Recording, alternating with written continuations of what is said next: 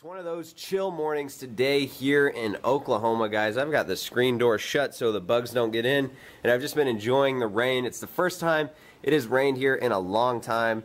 You got the smell of the rain, the noise, it's just really relaxing. And look at the plant right here. Not looking so hot. Kind of forgot about that after I moved. It looked nice in my old apartment, but when I got here I just set it outside, and I think it is at the point of no return. A little bit of green left, but I think it's pretty much dead. Plants, like human beings, are living creatures that rely on nature for survival. Feeding themselves through photosynthesis, they play a predominant role in every food chain. It is incumbent on human beings to take care of plants, which are crucial for our existence. Having a plant in one's house will not only produce fresh oxygen, but also make the environment lively. However, our busy schedules do not make time for the sake of plants. Additionally, the plants that require specific proportions of water, nutrients, and ambience become more vulnerable to the changes of nature. Consequently, there's a need for a system that intelligently monitors the conditions of a plant and nourishes it accordingly.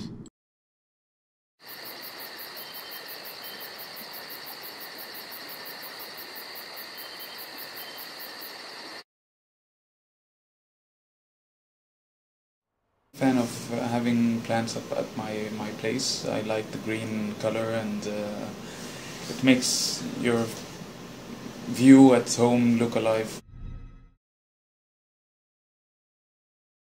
The main difficulty is, of course, here in Doha it's the hot weather, and forgetting to water them. That's one of the main issues. Okay. And that's why all my plants are dead right now. If it's growing, if it's green in color, no yellowish leaves.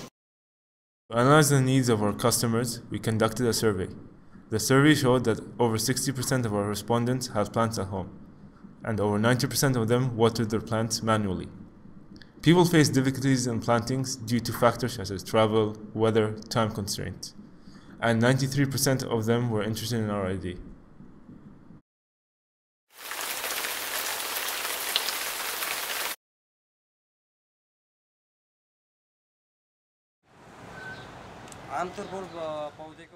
Indoor and outdoor are different. Outdoor plants during summer require watering twice a day. This is for grounded plants. But for pot plants, you have to check constantly. There's a big difference between pot plants and ground plants. For indoor plants, you should water 4 to 7 times every week.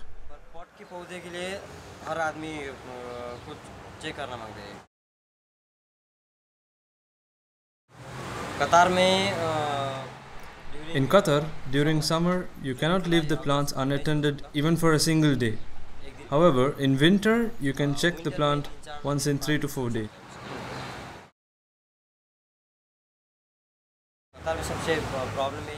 The biggest problem in Qatar is that many plants die. There are only 2 reasons for this: overwatering or underwatering. Without watering, there is 2-3 type of plant. They can stay low temperature.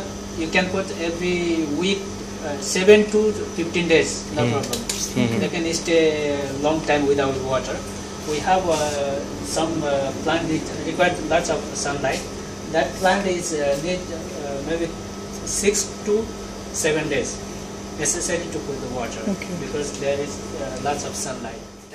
On Thursday, October 16, we visited the Florenza International Nursery in Doha and met with the nursery and marketing manager Mohamed Abu Layla, discussing on plants and for his opinion on our project. Any indoor plants in general, it needed maximum 25 centigrade. Okay, that's number 1. About the irrigation, depend the humidity in the soil. Can put the small test. This put the vinegar, of this the beet moss. It needed the humidity, low but water, because the indoor plants very sensitive for the water. Put increase water, that's make yellow colors. Decrease water, the same diagnosis. Yellow colors in general. one plant it needed every week in general, half liter to 1 liter every week. In the my farm, any greenhouse can use this controlled. Can we put one thermostat? Put, for example, I put the temperature 25 centigrade. The irrigation system automatic. Another humidity machine.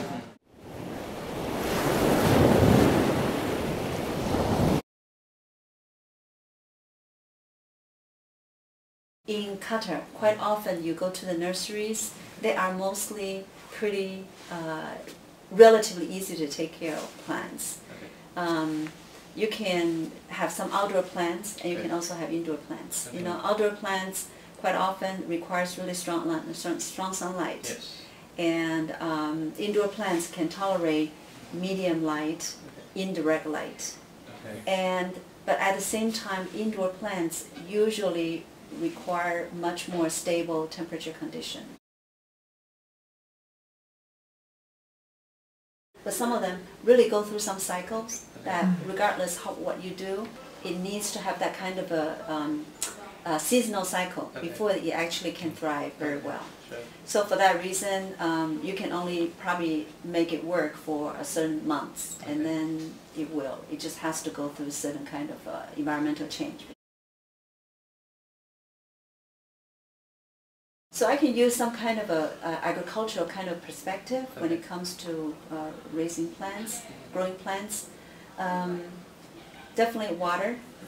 Whether you want the water requires to be completely constant moist, or it needs to be dried before you add more moisture to it. Okay, and this is two different types. And another is that you can only mist it, and you shouldn't put much of water in the soil. You just mist it, the leaves portion. So I would say it's very, very varied. Yeah, it all depends on what kind of plants you're looking at. Definitely water condition, okay? So you need to have a sensor to check the soil moisture level, okay? And the other is about detecting the light, or you may not need to detect, well, yeah, as long as you know the light, you know how to sense the lighting condition.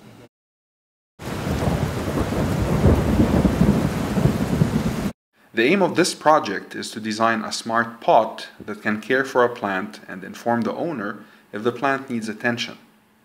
The pot will be instrumented with sensors that measure parameters such as soil moisture, ambient light, and temperature. A microcontroller will sample these parameters periodically, and a computer program will be used to determine if the plant needs water, light, or an adjustment of temperature. When coupled with a water tank, the pot could also water itself and inform the owner via SMS, email, or even social media when the tank needs to be filled or if the lighting or temperature need to be adjusted.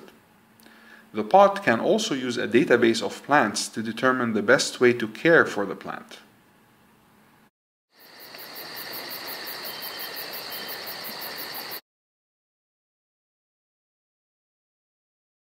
I like it very much because I think it has very, very practical implication, because that if you can minimize the human intervention, human monitoring, you can do a lot of automation. Yeah, that's a good idea. But here in Doha, you know, almost all the plant, all the plant is not they cannot stay same temperature, same level of water. That's the problem. You should know. You have to know about the first plant, which plant is required, how many temperature, how many the water. Okay. After that, so you can make any ideas. That's better. Interesting. Yeah, I think it's an interesting project. I think many people will benefit from it. I would buy it if it's gonna remind me to water my plant. If it would actually water my plant for me, that would be good. Well, good idea, but this is the expensive idea. Because in my farm, it need any economic idea. I need good quality and need in the marketing good price.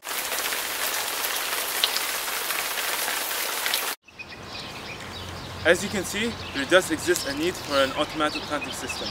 And more specifically, our customers are interested in a system that will reduce human intervention and human monitoring.